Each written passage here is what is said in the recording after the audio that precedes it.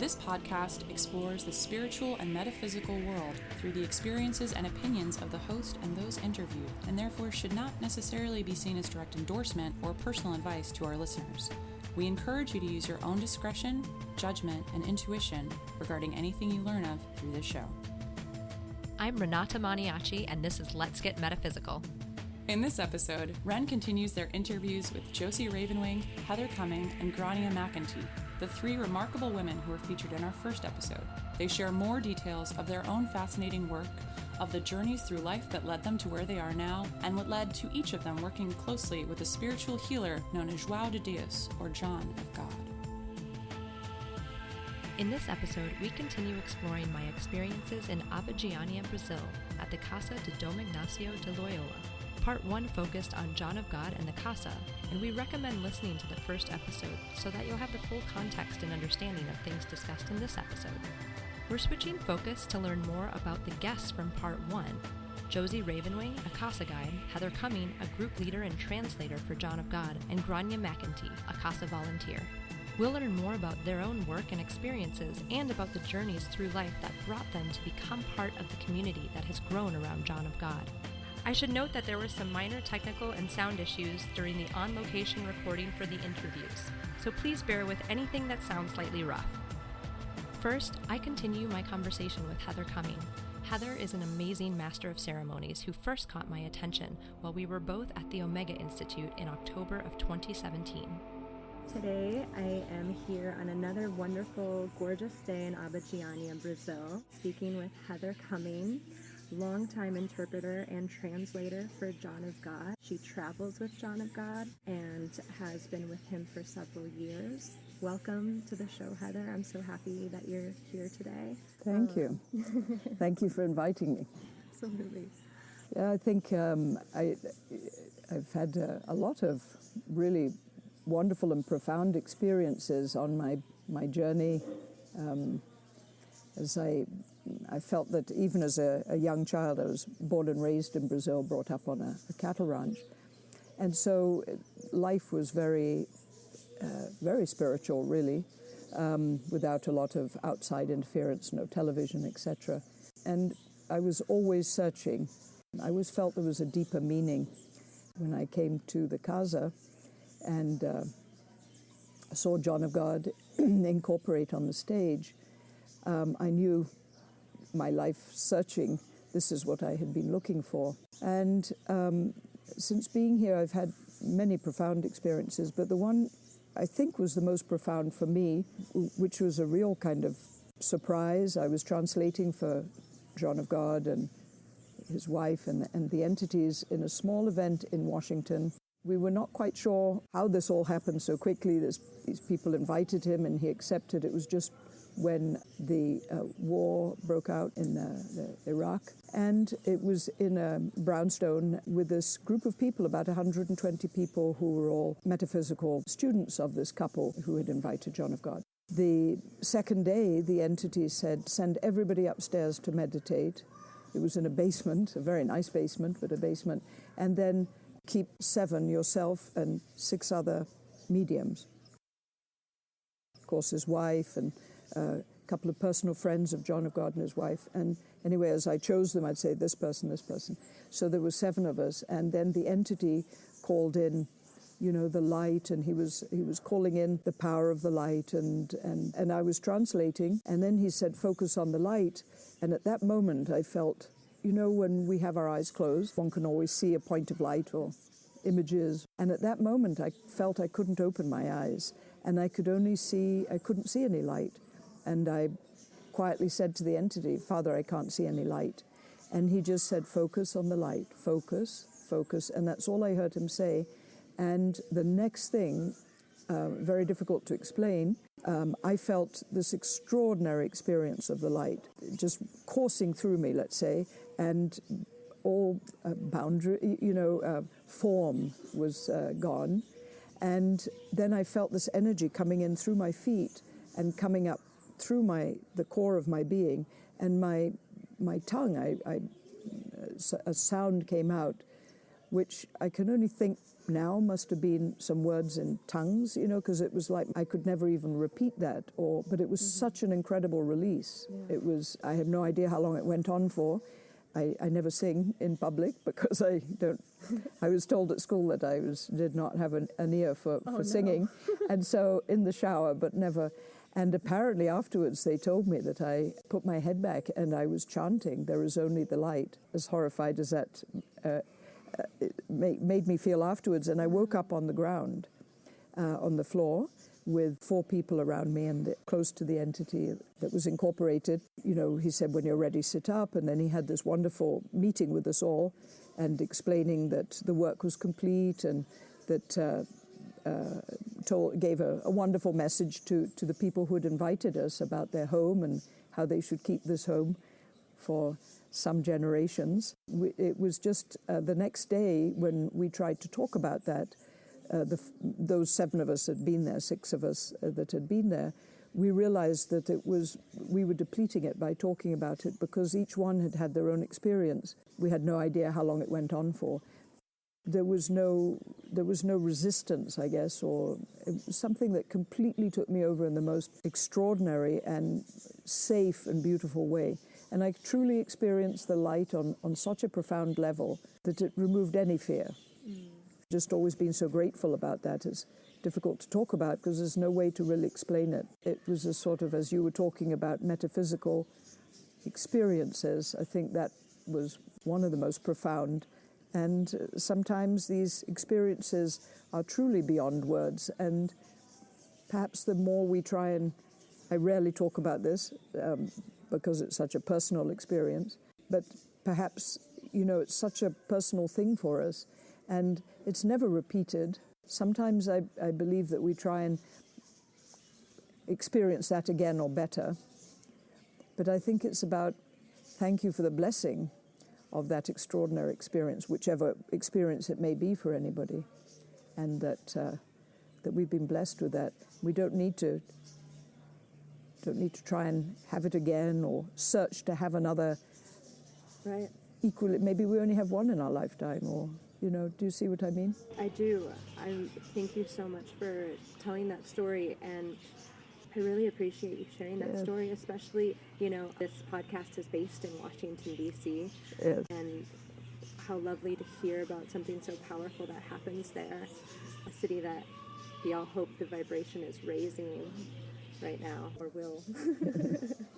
Well, this was many years ago, and of course I think it was just one of those things, that was needed at that time.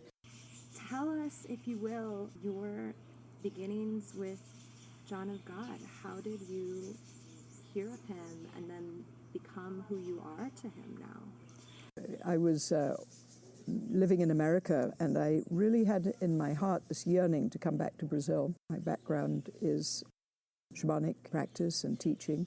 I had most extraordinary and wonderful teacher, Sandra Ingerman, you may have heard of, or you may like to interview her one day. She's one of the most profound shamanic teachers, but also one of the most humble people I've ever met. And so I'm very grateful to having her as my teacher and dear friend. But my heart was yearning to come back to Brazil, where I had spent the first 12 years of my life. And so I went down the Amazon, and we met a tribe that we could kind of visit, that they would teach us about the Amazon forest, and that we could teach people to have more earth-connected consciousness, of the day-to-day being. But then this wonderful person, that he was the consultant, the Amazon consultant to the Smithsonian, and his green card came through, so he and his wife couldn't travel for a year. So we had to put our trips on hold, and suddenly somebody said, "Would you take us to John of God?" I had not heard of him, and I said, well, let me go check it out first. And I was traveling to Brazil with my son, and so we came here and actually stayed in this posada.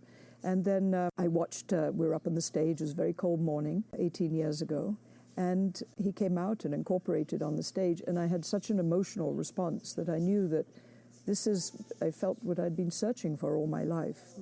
And when I went before the entity incorporated, he asked me to come to take the instruments out onto the stage that afternoon. The next day, I was very emotional. I couldn't stop crying.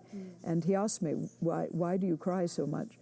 And I said, I think I'm just so happy, that this feeling of searching and a sort of spiritual loneliness, I think, internally. There had to be more. And I felt that I found it. And so then I watched 2 surgeries, and then he asked me to bring people, if I would like to, and to go to the waterfall and have crystal beds. And then he raised his hand and said, now catch her, she's receiving energy, and when my hand goes down, she'll fall. I didn't hear this, I just knew that I could feel this incredible field of energy, and I've never fainted in my life, but I knew I was close to that. And I put my arm around the medium standing beside me. The next thing I know is I woke up in the infirmary. And I was carried out like a sack of potatoes, one at my feet and one at my head. Yeah. And afterwards I saw the video where when his hand goes down, I went out over backwards. Oh my but they goodness. caught me. And They were filming it at that time. They were filming. Medium Jean had a dear friend who was in charge of a lot of the post-intervention at that time. The casa was very small, and he brought me the video. So I began bringing people back then. So Heather, you, aside from being John of God's interpreter and translator and travel companion, you also are a tour guide and continue to bring tours down here, and you also have this hotel where we are now, right? Yes. Yeah. How often do you take tours down to Abidjan? Yes, I did end up with this posada where I first stayed, and I've tried to create a small place, out of town here with lots of, I don't know whether you noticed in the front, I have a field where I planted about 30 trees there in the front of the posada. Oh, wow. And I used to have donkeys there, but the field got too small for them, and so I gave them to John of God. Okay. And they're very happy there, and the female is going to breed on his farm. But yes, I bring groups every year, and also some churches that I co-lead with another guide that come, one from Colorado, the Mile High Church, which is wonderful, coming next month. I just couldn't have dreamt such a wonderful and beautiful life to be leading. And it's thanks to John of God, this humble and dedicated man who has just devoted his life to helping people. And of course, my life is completely transformed, and healing that I've received, my son and daughter also have received a lot of support and assistance from the entities and through this experience. And I'm very, very grateful to John of God and for this opportunity and this life that I lead now. Mm-hmm. Yeah. I'm sure he's grateful to you too. My experience of you, I first became conscious and aware of you at Omega, and afterwards I read your book. But you seem to work together very seamlessly, and of course, he's doing his job and his work, and you're doing your job and your work. But from my perspective at Omega, it was kind of like you were the lighthouse, like you were everybody's guide. You were everybody's guide out of all those thousands of people that were there, and clearly a very bright light and working just very seamlessly with John of God. Thank you. I'm so glad you enjoyed the event, and I'm very glad I got to go. Heather, what is your Casa week look like? I always see you Wednesday, Thursday, and Friday. What is your job while you're here in Abidjan on the Casa days? Well, it's really to just oversee, the smooth running, really. Not that we have titles or anything. I don't like any of that. But the entity is asked that, just to make sure everything's running. So if there's a problem, they know to bring it to me, and I try and resolve it, and take that issue to the right person that can resolve it. I like to be aware to make sure the volunteers are happy and that's working well, and that the public is being well received, and if there's any questions, so that if anybody has a problem, they can bring it to me, and then we can try and resolve it at the right person, the right department, to ensure the smooth running. I think last week was quite a tumultuous week. Because of Carnival? I think a little bit, yes. A little bit of going into Lent. Sure. That's a little mudgeon bird. They build an adobe nest that weighs about 15 kilos. See on the tree that are... That's a little brown bird about that big. Okay. I'm there to help in whatever, either the entities or somebody who needs some assistance or whatever, the smooth running of things in as much as possible. I know you have a book out. Is it just one? Yes. Okay, because it seems like talking to you could write No, hundreds. yes, that's been, I believe, 2007, so over 10 years now, but it's now in 12 languages, so that's wonderful. And the intention at the time was that it drop off the or be attracted off the shelves to people, come into the hands of people that would be able to benefit from John of God as we have all, and to be able to come here if they needed it, and in that way. And so I'm very grateful that our publisher, Simon & Schuster, felt the same way. I said to, it's it has been continued to be reprinted and reprinted. So the idea of that was to make, a journey here so people would understand a bit more about before they came here. And it's always helpful. I make it required reading for my group, and I can always tell who hasn't read it, because it's such a, this is paranormal healing. It's nothing to do with the everyday life. The veils are very thin here. Things happen very fast. For somebody that comes the first time, it's very difficult to understand. And so that was the idea of that. Absolutely, yeah. And I can certainly attest to your book.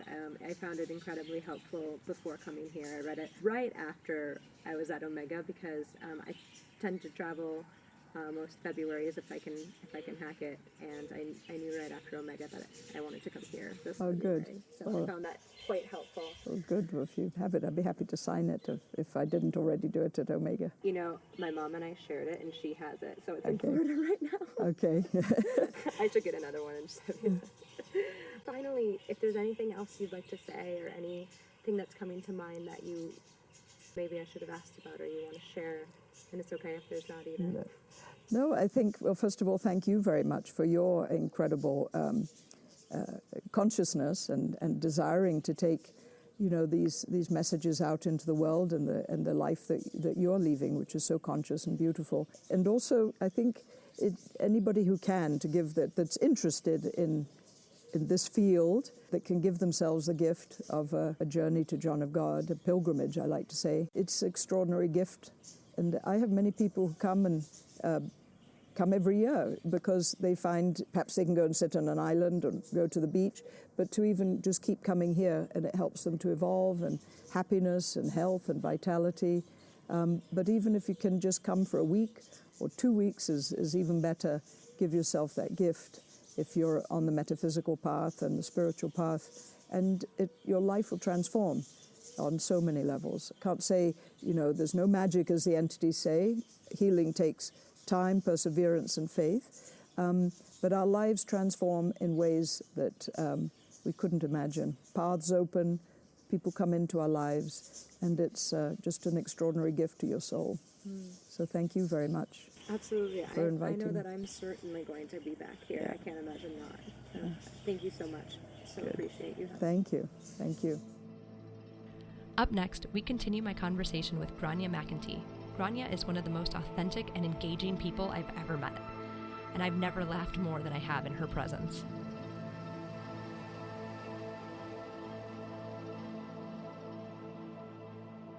I'm here with Rania McEntee in Café Central, her cafe that she has along with her partner João, in Abadiânia, Brazil. And thank you so much for joining us, Grania. You're welcome. Happy to be here. I met Grania about 2 weeks ago now with my group that I came here with to Abadiânia with Josie, and she came and spoke with us, and I thought that Grania was one of the most lovely, hilarious people I've ever met in my life. So she agreed to chat with us today, and I'm so grateful.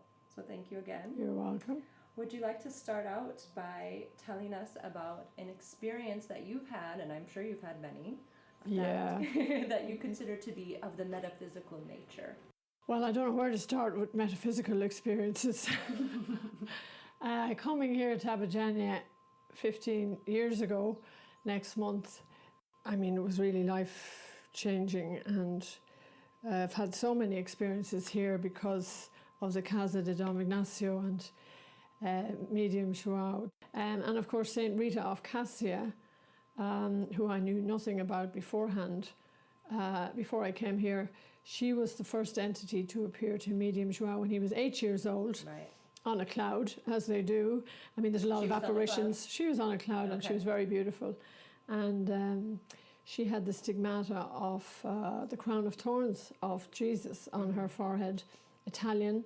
And I didn't know anything about her before I came here, because I guess the stigmata is not very popular in the Catholic Church. So the nuns had thought, well, how dare any nun have the stigmata?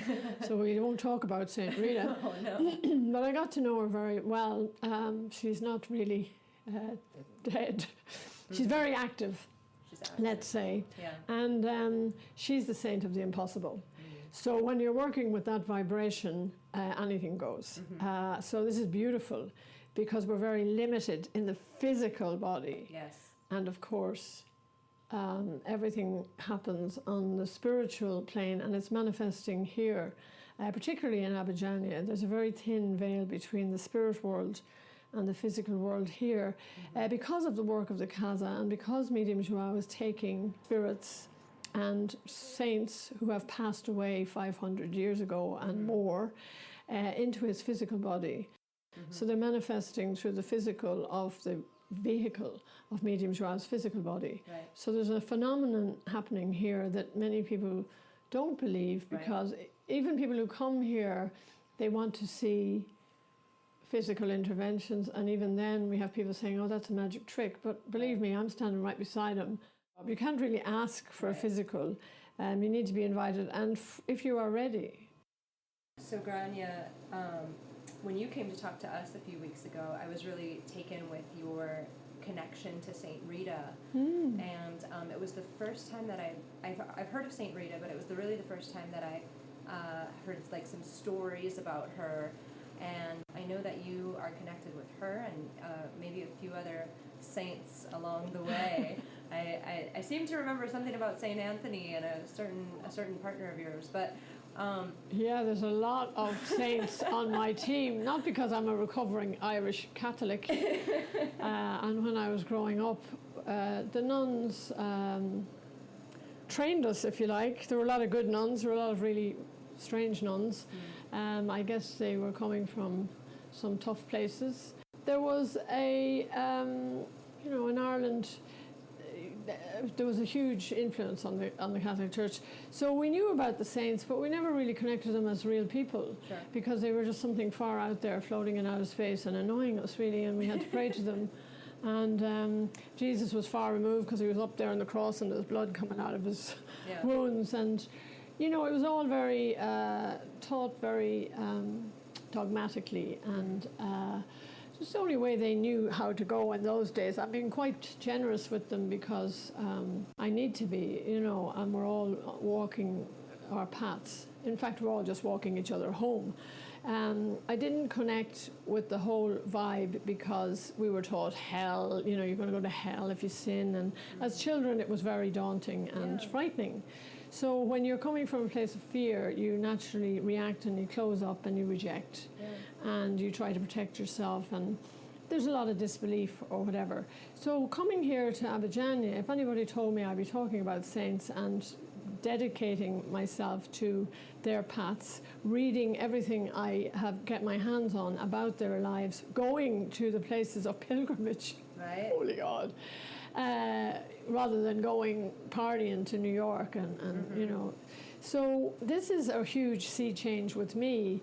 And also, it has enriched my life so much, and I've found the peace I'm looking for. I mean, healing is a work in progress, and you never get to the stage where it's over. Once you're in the physical body, and even beyond the physical body, when we leave these bodies, there's work to be done. Of course, I'll come back and work here in the Casa, There's no St. Rania yet, but we're working on it. We've got to get those letters to the Pope. And of course, there's a lot of, I have a lot of resistance to the Vatican because they're so rich, and, I like this new Pope, not that I'm a Pope maniac, but he is a Jesuit. Some of the Jesuits are pretty strict. I mean, the Jesuits are pretty, they're not that popular in a lot of places, but I've come to know Dom Ignacio was the first one. Before St. Rita, I saw pictures of St. Rita with light coming into her stigmata on her forehead, and I said, "Who's that babe?" Because she was very pretty, or a very beautiful woman, and she was married, and she had a husband and 2 sons, and her story is fascinating because she is the saint of the impossible, and she's very good with women's issues, domestic violence issues. She's probably responsible for the Me Too campaign, and when you ask her for help, she comes, and but you have to ask her. She doesn't just show up if you don't believe. And I got to know her here because Medium Joao talks about her with such grace and awe. And then I started reading about her, and I was lucky enough to go to Italy at Christmas time. I felt the calling. She's been phenomenally influential in my life here. Once I opened to her and started reading about her, I have little statues of her which I carry around with me, and I'm always asking her for help, and she has done the impossible for me and continues to do so. And all of them, Dom Ignacio, St. Ignatius of Loyola, I didn't know anything about him before I came here. I mean, they're all here. St. Francis of Assisi works here, all the abandoned animals in Abidjania, which is unfortunate, but it's a human condition. We are learning. We have a long way to go. All of creation are entities. They're all part of the God consciousness. So we need to have nothing but respect for animals, birds, creation, everything. I mean, cockroaches, sometimes I just have to kill them. I'm sorry, God. But I mean, I'm not a saint yet. But I'm just working on it. Well, Saint Rita, I had her statue right on the computer. I was emailing and I was praying to her at the same time. And when I was finished making my request on the computer, I went to lift her statue up, and her statue broke in 2. Sometimes the crystals here in the casa explode. Rosaries, crystal rosaries that people wear around their necks, and even wooden rosaries break for no apparent reason. But there's always a higher picture. There's always a bigger reason going on, and there's always spirits at work on the higher dimensions, making us stop and think, what was that? I had this statue snapped in 2 in my hands. I knew it was something sacred. I knew it was her sending me a message that she was helping me. But I brought it to the entity in the casa. So I went with this statue in both my hands instead of one hand. Right. And I was just about to say, what in the name of God is going on here, bud? Right. And he said, he read my mind, and I was there with my mouth open like a goldfish, as usual. It happens all the time now. And he said, Saint Rita is working with you. The protocol is to take the rosary or the statue or whatever is broken and put it in his basket to work on whatever is the issue. Okay. In this case, because in my mind's eye, I was like, please don't take my St. Rita statue. I want it. Yeah. I want to glue it back together again. Right. Without even verbalizing that, he said, you can glue your statue back together again. So I basically said nothing, and my prayers were answered. So I knew... You just stared at him. I just stared at him like an idiot. I was dragged off with one of those hooks, next. So I was really quite... my tail between my legs. I mean, it happens all the time. There's so many... my communication with the entity is on a Wednesday to Friday daily basis, physically, and also outside of office hours, if you like. Right. Some of the real work happens, and they're everywhere. Right. I was instructed last year by Dr. Augusto, who's another doctor who works through Medium Joao. They're not all saints, and holy angels, or a lot of them are doctors who have been on the planet. They have told us they have many lifetimes, and they have been chosen to come here and work with the energy of medium Joao's physical body. Dr. Augusto is a favourite because he works fast. He disincarnated in 1910, I believe, here in Brazil. He was a brilliant physician, very handsome, and we have a picture of him. I have one on my computer. He's lovely, but he's always looking after us, and he instructed me last year to go to Ireland for a wedding. I had decided not to go to this wedding because I couldn't afford to go twice. So I was walking towards him, deciding, as I was walking towards him, I had decided. The picture? No, I was going with pictures, but I decided not to go to this wedding. Oh, right. And as I presented a picture, he didn't look at the pictures. Oh, you mean, I'm sorry. Dr. Augusto, yes. to Dr. Augusto. Right. And I said nothing to him. And I had just decided not to go to the wedding, and he said, "Have you got a wedding in your family this year?" And I thought, oh my God, here we go again. Eyes towards heaven. And I thought, God, that's crazy. How does he know? Well, he knows everything. And I said, yeah. And he said, "I have a message here from one of your disincarnate family members. It's very important you go to this wedding." So I said, okay, I've blown out of the water. Right. And then I went back and I got a ticket for the same price that 15 years ago when I came here. So it was amazing. So I was meant to be there. And I went to the wedding, and I was out of focus in most of the pictures. And the pictures were just explosions of light. And it was my brother who passed away at his daughter's wedding. He was everywhere. He was all over the pictures. There were lights coming out of the groom's head. There were rainbows going through his wife's when she was making a speech and speaking about him. And it was rainbows. his daughter. And it was his daughter. There was explosions of light around her. And everybody was saying, there's something wrong with our cameras. Because a lot of people aren't ready for this, that we are light beings, you know, and that we're spiritual beings having a human experience. It's hard to get our heads around that because we're stuck in these physical bodies for the duration. Right. However long that will be. Yeah. My sister, who was a non-believer, she's great. I love her. She was saying, there's too much light in these pictures. How can you have too much light? I mean, that's what we're seeking. Right. I am the way, the truth, and the light.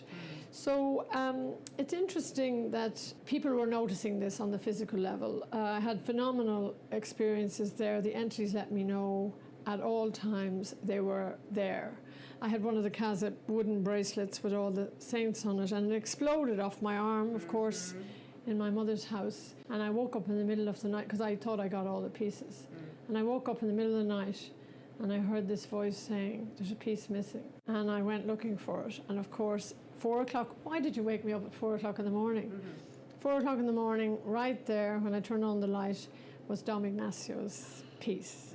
So just to remind me that they are with me, and they never leave us. And when we're asleep at nighttime, our dreams are phenomenal. Here in Abidjania, sometimes they're crazier. Like, I dream about people, and then they send me requests for healing. Right. So we're open as a channel when we go to sleep. They do their best work when we're in a state of least resistance, unconscious. So just take care of our dreams. And they'll never leave you. When you go back and you have these profound dreams, sometimes you try to interpret them, but always there's some subliminal message there, or in-your-face message, and not so subtle, that is guiding you.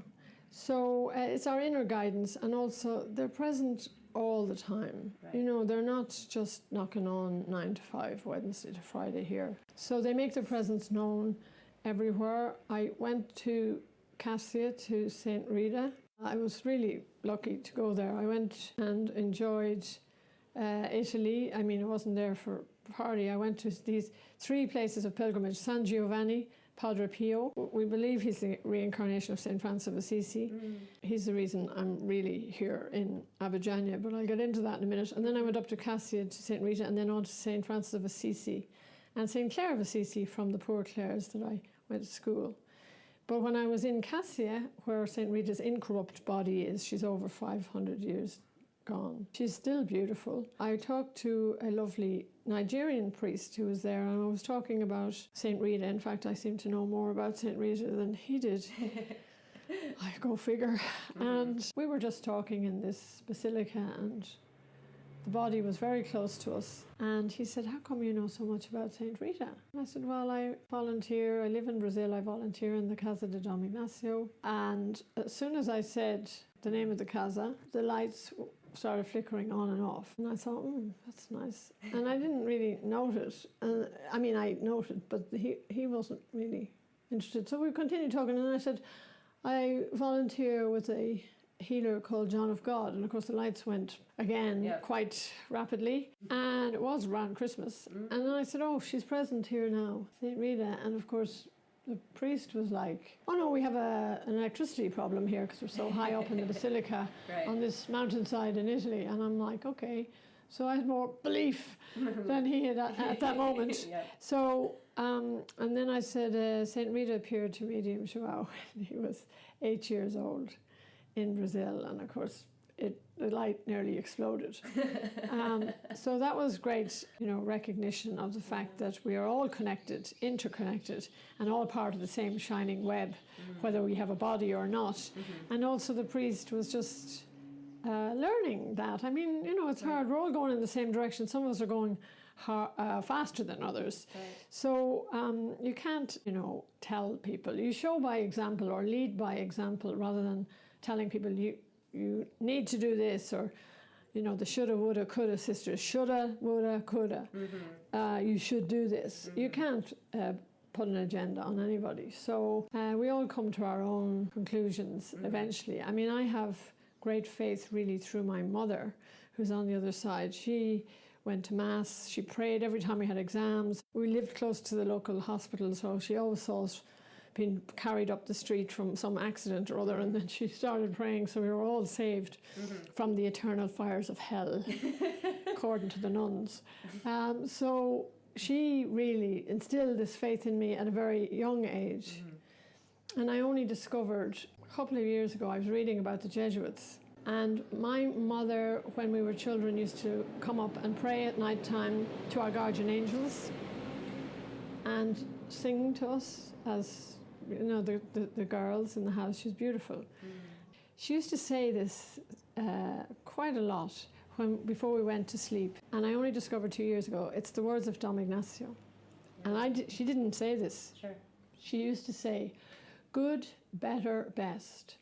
Never let us rest until our good is better and our better best.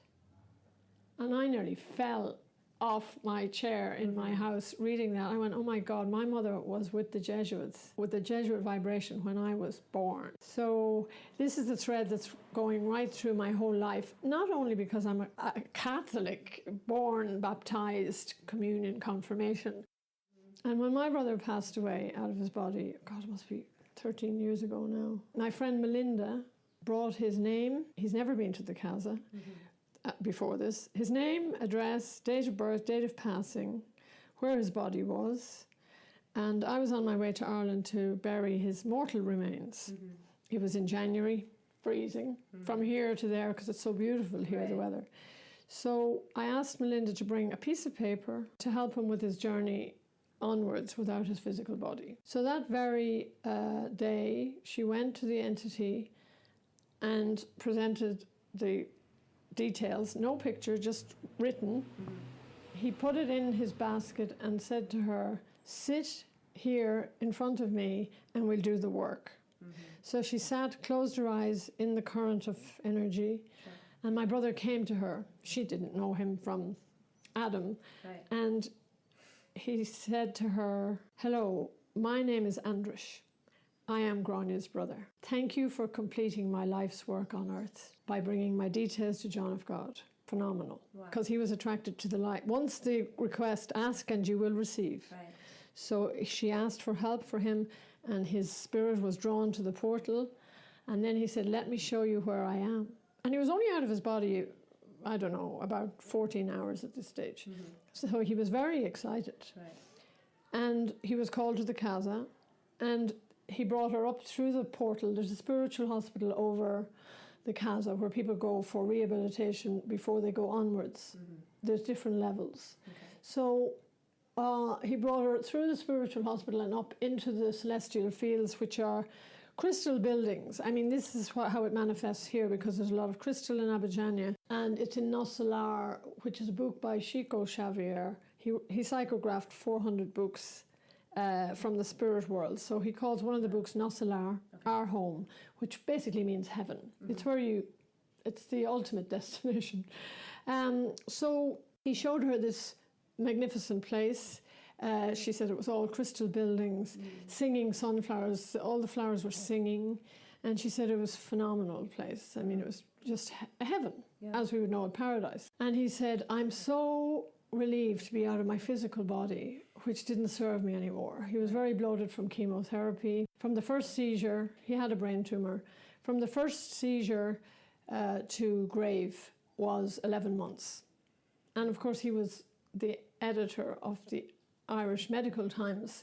So he was working with doctors. Right. So as soon as he had a seizure, I mean, it's their training, chemo. Why would you go out to your mad sister in Brazil who's, you know, nuts and on drugs, and, you know, this stuff doesn't work. So fine, everybody to their own. I was going to ask you what he thought of the casa.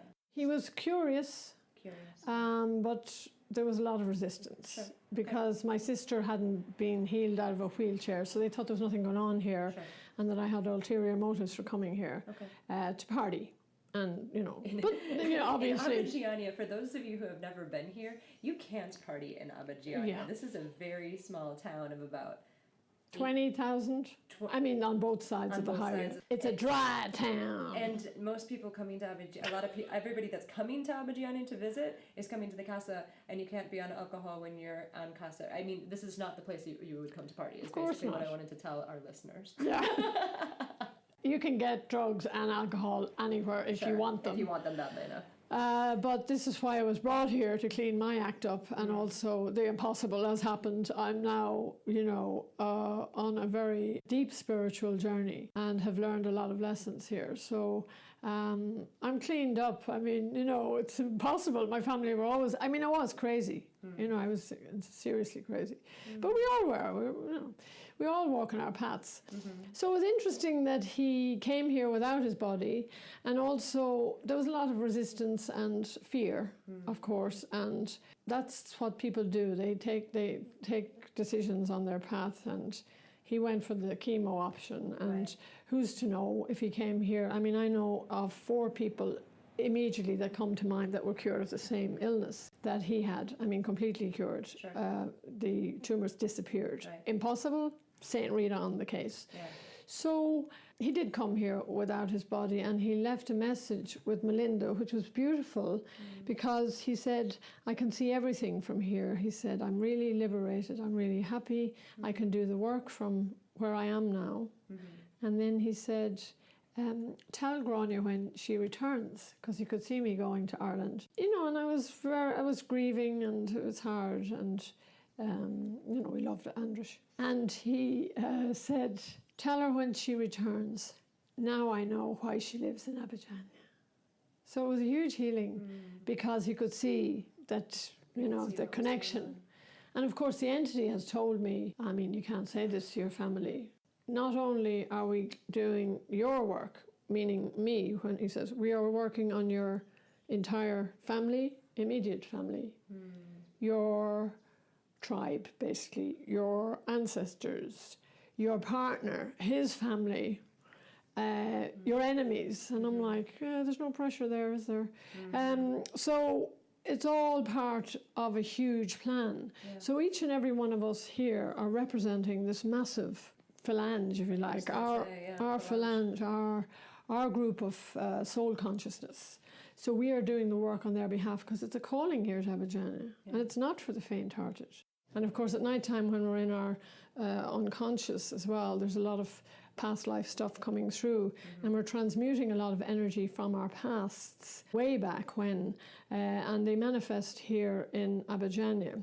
I'd never asked the entities about this, but I was in front of Dom Ignacio one time, not that long ago, and my prayers were answered. I didn't verbalize it, but he took my hand and he looked deep into my soul and he said, "Daughter, we have been together many, many lifetimes." And as soon as he said that, I joined another dot, like join the dots. Another piece of the jigsaw puzzle came in to my vision, and I saw that I worked in his army.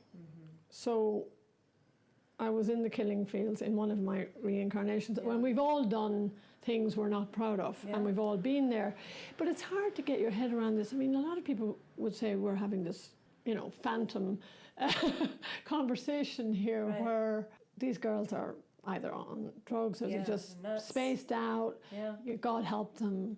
The physical is all there is. You're dead, it's all over. Which is what a lot of people feel, and they don't have any... That's why we're having the conversation. ...reason to be. And it's amazing, and I'm sure where you're coming from, if you thought we would be having this conversation, seriously... 5 years ago? No. No. 4 years ago? Not ready to hear it. I was blanked out. I spent a lot of time out of my mind and learning these lessons. It's amazing that I'm alive, really. And also that I have come through all this and suddenly I'm speaking words that I never thought possible in the name of truth, because there's universal truths. The body is not all there is. And we forget that because we suffer pain in the body and we say, why are we suffering? God is crap. Because we are in this suffering phase. And also, suffering draws us apart from the material world and brings us closer to our Creator. Because when we suffer, we start asking for help. We pray. Help me is a prayer. So we're asking for help to a bigger power. And we're like, why me? And then what we need to ask is, why not me? Because these are opportunities. What I also say is, we ask for favors and God gives us opportunities. The opportunity to heal, when we manifest an illness, mental, physical, emotional, spiritual, we end up here in Abidjania or in other portals in the world seeking healing. So we have opportunities to grow, which is what we're here to do. And surrender. Oh, not that word again. Dom Ignacio is the king of surrender. He surrendered his sword and his dagger to Our Lady in Montserrat in Spain. And he was a killing machine. He had a past. There's no saint without a past and no sinner without a future. He was a dude. Wine, women's song, gambling, Lord of the Court. So he had a real history of pretty much the lower energies, and killing's pretty low on the scale. And he was a general in the army at 26, so he was pretty handy as a killing machine. So he suddenly was whacked with a cannonball, which is an act of God, and then had the opportunity to live through that. He almost died a few times in his recuperation, and to meditate on the divine, if you like, because every time he thought about his past, he was filled with despair and regret and remorse. And then when he was meditating on the higher Jesus and Mary, he was given a book by Thomas Kempis, The Imitation of Christ, which is the second most read book after the Bible. He became enlightened because he realized that the divine path was bringing him a lot of joy. It wasn't easy for him, so he surrendered all of his lifestyle and he took up the sackcloth and he walked in the footsteps of Jesus. So there's a great example there. We don't all have to do that, give it all up. But just, because these saints really did suffer a lot. We don't have to really, start feeling a lot of pain and stuff. It's not about, really in those days it was fashionable to whip yourself, But that was what they did, and it was all this mortification and stuff. It was fashionable at the time. So it's interesting, So just 2 more questions here. Where can folks find you, Rania? Right here in Café Central in Abidjania, if they want to learn more about you. I know, I'm here in the Current. I'm in Café Central only 5 days, whenever we decide to open, which is great. It's like a hobby. It's more of an experience than work, really. It's just, making a living while having fun. We only open in the evenings, and also it's a heart vibration, it's really great. I do go on tour. I go out to Ireland a few times a year. Yeah, I mean, anybody who comes to Abidjania, I'll help as much as I possibly can. Sure. And I'm always to be found in and around the first current room, usually in the afternoons. Absolutely. So anybody who wants to ask me for help, I'm really happy to help anybody. I mean, because I was brought here and the healing I received is phenomenal. And I want people to have that too. You've been incredibly generous with your time. Oh, it's no problem. Is there anything else that's coming to mind that you'd like to share? You know, just that hope springs eternal. I mean, you don't have to go and spend hours now Googling all of the saints or whatever, and they're not all saints anyway, they're holy people or whatever. But, you know, just don't give yourself a hard time.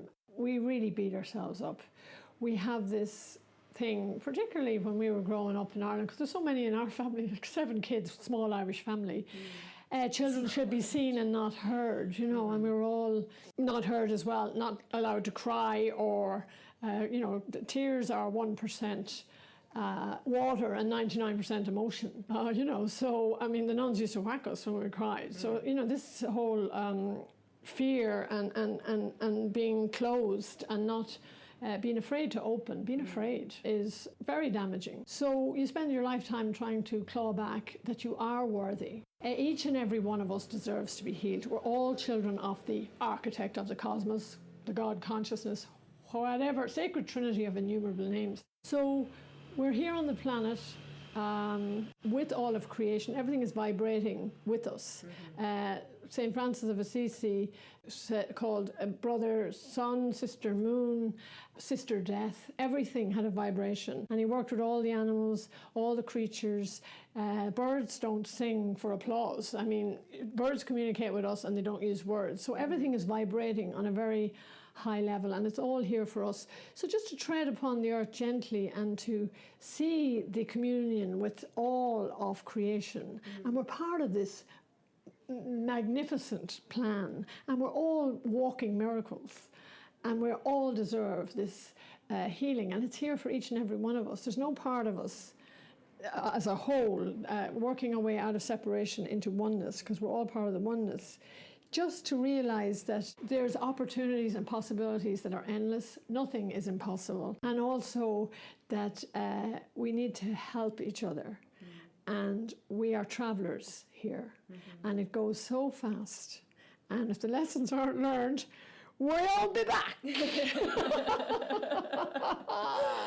come and learn them. Yeah, and it mightn't be so easy the next time. So let's get busy learning them now. And helping each other. Yes. You know, we feel so alone and so isolated, and now with the internet and everything, even though we seem to be in communication all the time, we don't talk to each other. We're getting run over by cars walking down the street, texting and stuff, because our awareness levels have just gone into this technology, as opposed to talking and hanging out with each other and turning our phones off. I got that lesson loud and clear this week. I think it still won't turn on. Yeah, I know. This is amazing how that vibration is coming down to you. Just off the last show, 5 not days. tell, Couldn't you do know. it. It's God shouting at you. Oh, I know. So I got that loud and clear. Thank isn't you, it Auntie. beautiful just to, Yes. you know. I just had to surrender to it. I 'Cause know. What are you going to do? And you know what? I had a wonderful week and met lots of people because I was just out and coming to Cafe Central at night and meeting different people every I know. night. These are beautiful. And also been the, you know, being present. I mean, the time goes really fast. Yeah, Look, I it mean, really how does. quick. And just 3 to weeks. try to be present. I know, and I can't believe how somebody says, like, I'm leaving tonight, and I'm like, what?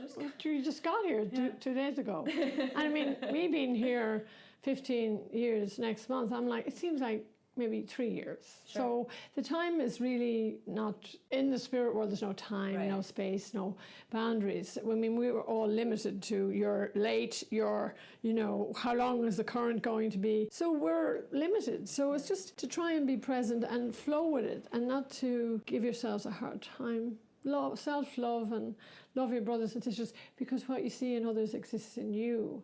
So we're all in it together. It's not like we're separate, you know, and just try not to react to people, and people who are hurting, really be kind to unkind people. That's a very easy lesson, because we just need to see the divine in each other, you know. Rania. Namaste! I'm so full of love for you. You're a joy. I think I laughed harder and longer than any time I've ever laughed when we first came in. Yeah, we got to keep much. it light as well, because it's just illness is very devastating, and we just feel so diminished. And when we come here, there's hope, and there's a something really big happening here, and we're just, as I said, walking each other home, and we're really in it together. So this union of mind, body, and spirit, and it's the oneness. We're all fluid, And then we really feel that when we go to sleep at night, because we're not in our body. It's like a mini death every night. We're not afraid of that, right? So, and when our time comes to leave our body, go willingly into, because it is better on the other side. Not that I'm making a, advertising it or anything, but it's much, the colours are, I saw it when I had the eye scraping. The colours are better on the other side, and it's all magical, so it's real. This is the illusion here, Yeah. I'm recognizing that more and more. Yeah. Thank you so much, Rania. Yeah. I so appreciate you. We don't get it in a day. No. It's a work in progress. Absolutely. There you go. Thank you. You're welcome, honey. Last but certainly not least, we conclude with the rest of my conversation with Josie Ravenwing. It's highly recommended that the first time you visit the Casa, you do so through a guide such as Josie. I'm so glad to have done so myself, and grateful to have connected with her back in 2017 at the Omega Institute. So when I was little, I grew up in a family with absolutely no spiritual, religious, or metaphysical orientation whatsoever. And yet, from the time as far back as I can remember, but at least by age 6 or so, I found myself doing little ceremonies. And I would take red cloth and write little prayers in it, and then stick it into holes in tree trunks or bury it in the earth and pray. Nobody ever taught me how to pray, but it was just coming from within me. And I always had this really strong feeling that there was more to life than what I could perceive with my senses.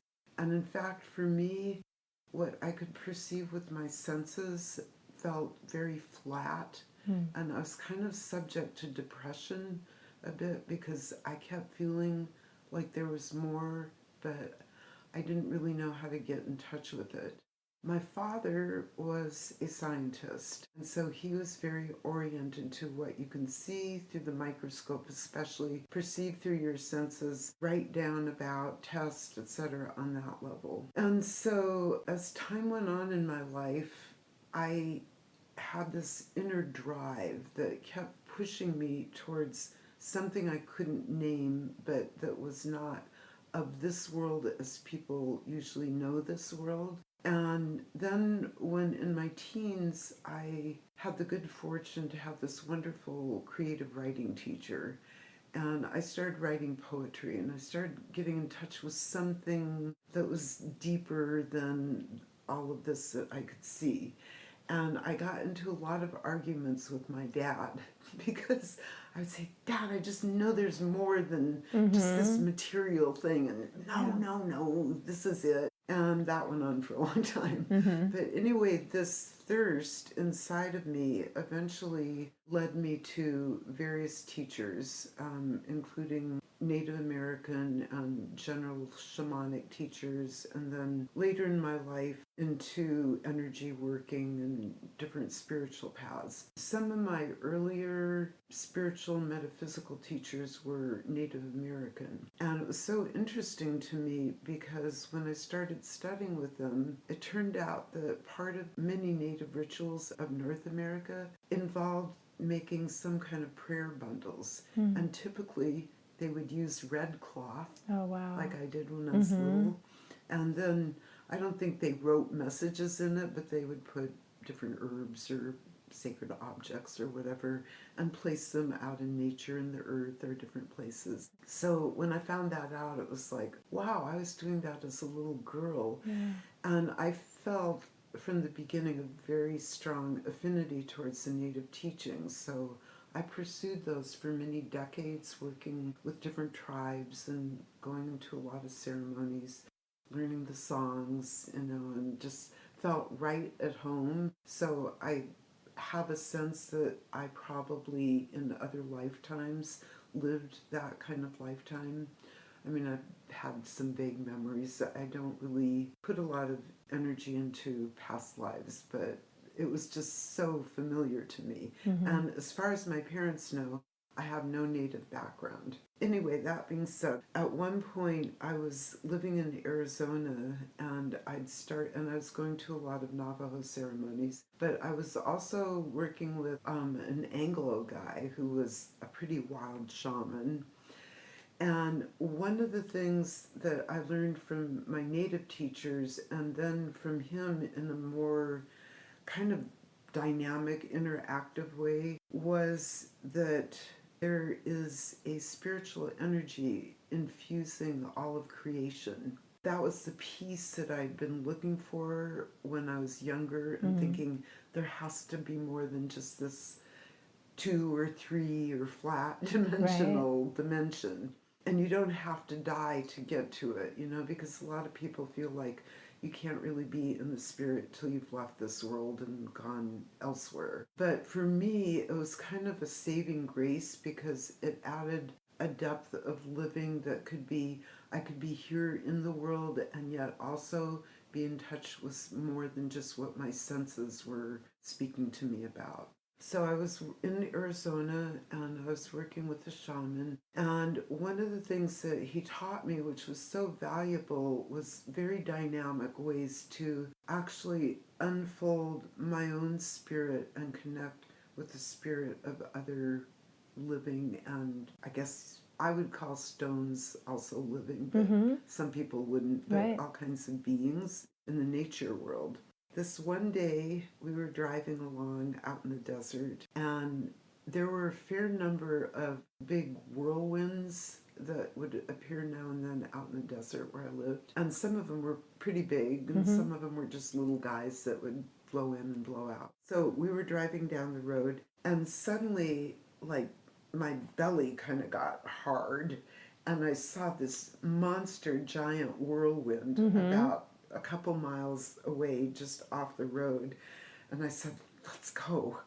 And so we drove right up, like we parked right off the road, and this monster whirlwind must have been maybe 200 feet away. It was looking pretty intimidating. I was like hundreds of feet high and picking up dust and just getting really wild. So I did this thing that he had taught me to do, which was to like connect through my own spiritual energy to the whirlwind.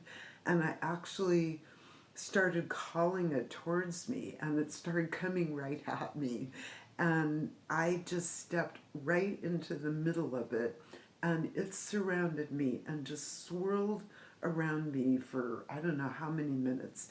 And as it did, I lost sense of my body as a material thing and felt it as pure light. I just felt like I was glowing with this energy, this light. It was so beautiful, and I started dancing. I was right in the middle of this huge force, and I was so ecstatic. I just couldn't help myself. I started dancing in the middle of it. Wow. Then it split, and one piece went off, and the other stayed with me for a while more, and then finally it kind of calmed down and went bouncing back off into the desert. And I stood there, and the shaman who was nearby watching all this said, "You are glowing. It's like there's light coming out of you." Yeah. I've had a lot of experiences, especially during that period, of being able to call the wind and whirlwinds and ravens, which is how my name came. Eagles would come to me, and it wasn't an ego thing, it was this sense of delight, like I can actually play and connect with all these energies. I can tune into the energy of a tree and feel my oneness with it, or a stone, or pretty much anything. People were harder because I could connect with people, but we have so many concepts about human identity, all of us, that sometimes it's harder to break through that and connect spirit to spirit. Like the personality or the ego, Yes. getting past that. And all of our thoughts about ourselves and each and other. Beliefs. Yes. Yeah, it must be easier to connect with like a stone because it doesn't have an ego. Right. You're just right there. I love that story. Yeah. Thank you. Yeah. That's a wonderful way to start. What was your introduction to the Casa? How did you come down here? How did you come to know about John of God? Because I'd been involved in both spiritual and healing practices for a huge amount of my life, I was always on the lookout for new resources, not only for myself, but I'd been teaching workshops on different aspects of spirituality and healing for years. I had my own clients that I worked with. So it's just always been my natural bent to always be looking for stuff that works to help people. And by the way, for those who are a little bit more mainstream, early in my life, I got a master's degree in clinical psych and clinical and transpersonal. And before that, I was kind of a pioneer in dance movement therapy. So I've had, and that along with my science dad, I've had a lot of the Western approach to health and healing. And I don't discount any of it. It's like, whatever is going to work best for somebody within their belief system or in their openness, I'm all for it. Right. So I have a very inclusive approach, and I've found that John of God does as well. So in 1998, somebody who knew of my interests and all this stuff handed me a brief little article that had been published in some English magazine about John of God. Somebody from Australia had gone there and written about his experience. And when I got this article, I found it quite interesting, but I had just been called by somebody with a very serious physical issue, health issue going on. And I thought maybe I was just supposed to pass the information on to them. And they never did anything with it. And then another article by the same guy came to me shortly thereafter. And for some reason, that time it hit me like, oh my gosh, I really, like, is this guy really doing this? Or is this some scam or exaggeration or whatever? And I said to myself, I have to go there and find out. Because if it's for real, I want to know. You know, because maybe I'd send some people there or whatever. Yeah. And if it's not real, well, I've had another adventure and gone to Brazil, which I'd always wanted to do anyway. And so it was really a challenge at that time because, and I wrote a lot about this in my book about John of God. Abidjan wasn't even on any maps at that time. And I didn't know how to get here.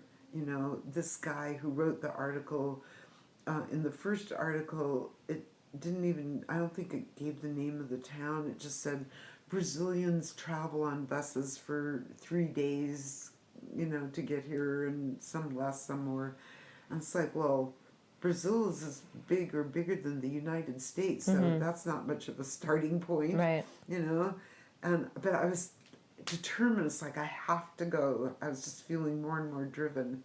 And then when the second article came, it mentioned the town of Abidjan, but it didn't really say where it was, except that it wasn't terribly far from Brasilia.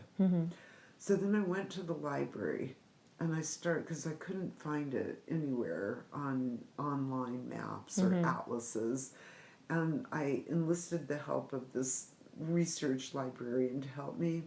And so she said, okay, sit down and I'll go see what I can find. Well, 20 minutes later, I was ready to leave. I just figured, you know, she got lost in the stack somewhere. She came back marching down. It was like this triumphant march down the aisle. Her hair was askew. She had this big, thick, like 3-inch thick book that looked like it hadn't been touched in decades. Dust was flying off it as she walked, you know. She said, I found it. I found it. So she opened the page and there was no map. It just gave the longitude and the latitude. Oh my. That was it. And I wrote it down. I said, okay, somehow I'm going to find this place. I just thought, well, I'll go to Brazil and I'll fly into Brasilia, which I guess is relatively close, and then I'll just start asking around. Then I found out to go to Brazil you had to get a Brazilian tourist visa if you were North American, and some other countries too. So then I had, that whole process. But everything kind of lined up and went pretty fast. Couldn't have been more than 3 weeks after I made the decision to go. I was here. I found some ladies at the hotel I stayed in Brasilia who spoke Portuguese. I spoke some Spanish, and I just asked them about if they knew of this place. And finally one of them said, yes, go down this highway about 2 hours and you'll find it. So off I went the next morning. These days there are signs like miles before you get to Abidjan announcing the distance. It wasn't marked anywhere. Yeah. And at that time, the town was so tiny that if you just blinked, you were already on the other side of it. Right. But I did spot the sign. There was a little Abidjan sign as you came in. And I drove off the first exit into this dinky little town and stopped somebody on the street and asked if they knew where the casa was. And they pointed me go that way, and a few blocks down there it was. So I pulled in, and it was me and about 3,000 Brazilians, nobody English speaking. Yeah. I thought, well, okay, now what? And so I went into the parking lot and looked around, and there was this guy sitting on a veranda there, and I just felt drawn to go up to him. Well, it turns out he was Peruvian, fluent in Spanish, kind of an adopted son of John of God's, and had been coming to the casa for 15 years. So he just took me under my wing and became my personal guide and took me through all the processes. And as we were sitting there talking in the parking lot, this mass of Brazilians parted, and up comes walking right towards me this man with this big presence, and I kind of stood there, and he was looking at me, and he came right up to me, and he took my hand and started speaking to me in Portuguese, and suddenly I could understand Portuguese perfectly. Oh my gosh. Now, whether I was actually understanding the words that he was speaking or if he actually tuned in and it was more psychic, I don't know. But he welcomed me to the casa. It turns out it was John of God, or it could have been the entity. Right. I don't know if he was incorporated, because his eyes were just like brilliant, blue flames. So he might have been incorporated. But anyway, he just welcomed me. Then after speaking for a minute or so, he said, it was like he was listening. It's like, oh, it's time for me to go to work now. And so he left, and I just kind of went, wow. And then my Peruvian friend took me, and we started going through the session. So I stayed 2 weeks. I mean, nobody told me to. I just felt to do so. Right. And I witnessed so many inexplicable things and healings for myself and others during that 2 weeks that all I could think of besides wow, right, was all these people I knew back home who I knew had all kinds of various problems and health issues, and wouldn't it be amazing if they could come here? Yeah. My last day here, I went through what's now called the bye-bye line, just to say thank you to John of God and entity for everything that I'd experienced. And he looked at me, and he got this kind of funny look in his eyes, and then he looked at me again, and he said, I've just seen into your future, and a big part of your future mission is going to be first to educate people, to let them know about this place wherever you can, and then for those interested to invite them to come here, and you'll be their guide.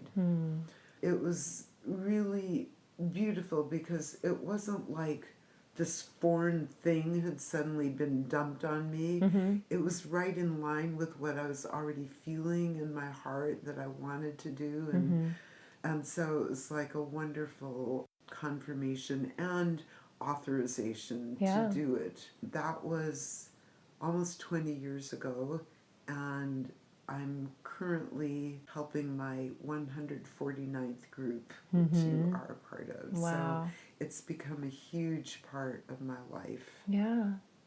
Well, I know that there's been a few different, I don't know if you would call them milestones or just shifts throughout that time for you here. Can you tell us how you're working with John of God now? I would say for the first year that I was coming here, I was still receiving a lot of my own healing because, like everybody, I had my own issues, mental, emotional, and some physical. Then over time, as I started feeling better and better, and didn't need so much work myself, the entities started having me shift in my focus. So the first year they had me sitting every time I came in the first current room, which is for kind of several reasons. For people who have never been here before, who are just starting to come, that's the best place for them to sit because they receive more attention than in any of the other rooms, more guidance and explanation. And so for the first year, pretty much every time I came, when I wasn't helping my group, I was sitting in the first current room. Then they moved, the entities had me start sitting in the second current room. And then finally so I was sitting there, I think, for a couple of years, and that was also, every room is wonderful. After a couple of years of working in that room, then the entity, when I was going through the line one day, told me to start working in the surgery room. I started working in there, and even though every once in a while I'll still go and work in one of the other rooms sometimes, it feels like that's where I'm meant to be. I can feel it in myself. I feel like the most dynamic in my own experience for me is working in there. I started getting called upon for a specific kind of work that happens in there sometimes, where the entity, as somebody goes through the line, will tell the volunteers to send that person to the blessing room by then for what's called a spiritual pass or spiritual work.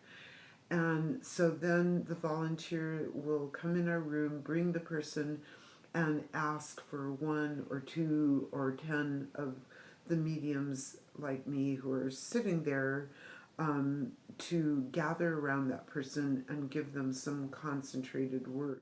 I worked in there for many years, and then at some point, I think about maybe 10, 12 years ago, John of God, the man, as well as the entities, started asking me to accompany him when on the rare occasions that he works outside of Brazil, and to be the one working in and overseeing the surgery and blessings room. So I ended up going with him twice to New Zealand and a number of times to Europe, and then I think 10 or 11 times to the U.S., mostly to the Omega Institute, but his first time there, he actually went to Atlanta, and then after that. Oh, and I went to Toronto with him once, too, for an event there. So that's always very amazing and demanding because it's only 3 days and usually several thousand people show up each day, and so it's kind of nonstop, but it's also wonderful because doing what I'm doing, it's kind of multifaceted what I do there, but I can feel the entities helping me and kind of working around and all this energy coming through me, and so it's been quite an honor to be able to do that.